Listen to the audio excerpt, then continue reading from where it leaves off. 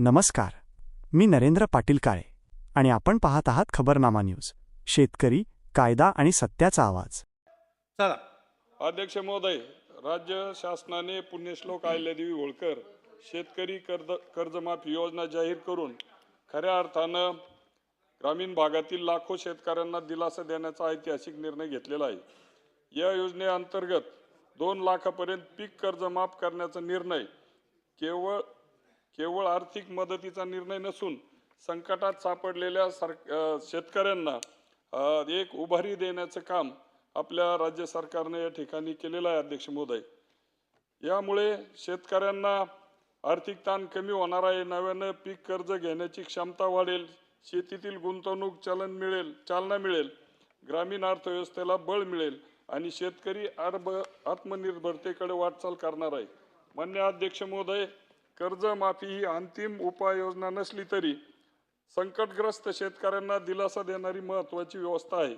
त्यामुळे शासनाने केलेल्या कर्जमाफीचा सकारात्मक परिणाम राज्यातील लाखो शेतकऱ्यांना त्या ठिकाणी झालेला आहे. आज गरज आहे ती पूर्वीच्या योजनांचा लाभ अधिक पात्र शेतकऱ्यांना पोहोचवण्यासाठी नियमित कर्जफेड करणाऱ्या शेतकऱ्यांना देखील प्रोत्साहन देण्याचं काम या ठिकाणी राज्य सरकारने केलेलं आहे. अध्यक्ष महोदय, या ठिकाणी खरं तर शेतकरी हा आपला एक अन्नदाता आहे. हा शेती व्यवसायावर जो शेतकरी अवलंबून आहे, त्याला आजची जर परिस्थिती बघितली तर त्याने त्याच्या कष्टाचा आणि त्याने उत्पादनासाठी केलेला खर्च आणि मिळणारा त्याला येणारा जो लाभ आहे याच्यामध्ये फार मोठी तफावत आहे. अध्यक्ष महोदय, आणि म्हणूनच वेळोवेळी सरकारला त्या ठिकाणी कर्जमाफी करावी लागते. खरं तर कर्जमाफी हा शेवटचा उपाय जरी नसला, परंतु राज्य सरकारचं अभिनंदन करत असताना माझी विनंती आहे अध्यक्ष महोदय, कधीतरी शेतकऱ्याचा 7/12 हा 100% कोरा केल्याशिवाय या राज्यातला शेतकरी त्या ठिकाणी तग धरणार नाही. कृषी मंत्री महोदय या ठिकाणी आहेत, ते देखील शेतकरी आहेत. मुख्यमंत्री महोदयांनी आणि दोन्ही उपमुख्यमंत्री महोदयांनी अतिशय चांगला निर्णय कर्जमाफीचा घेतलेला आहे.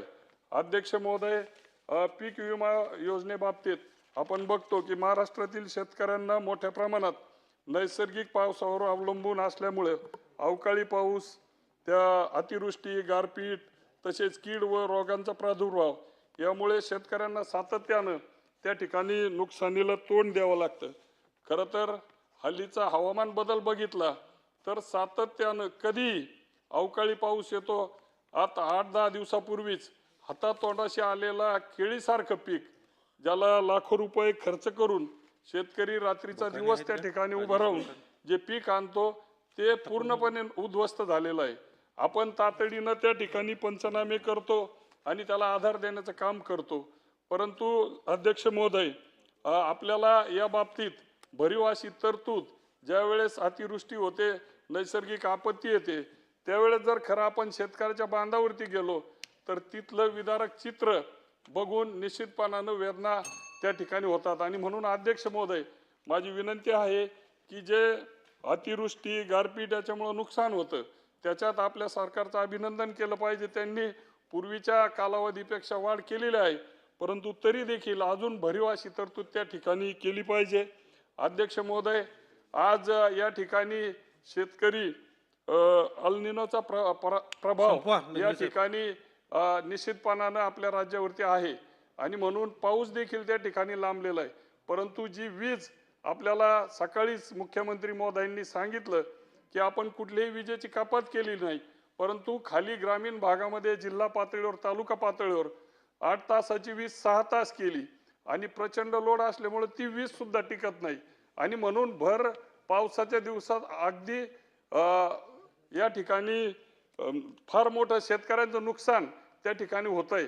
मी एकच विनंती या ठिकाणी करणार आहे की आपण सौर ऊर्जा ही योजना आणली, त्याचा निश्चित फायदा आपल्या राज्यातील लाखो शेतकऱ्यांना झालेला आहे.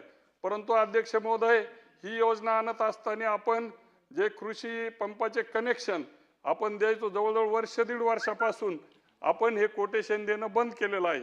आणि म्हणून काही शेतकऱ्यांना नवीन ट्रान्सफॉर्मर घ्यायचे असले तर तो शेतकरी त्या ठिकाणी घेऊ शकत नाही.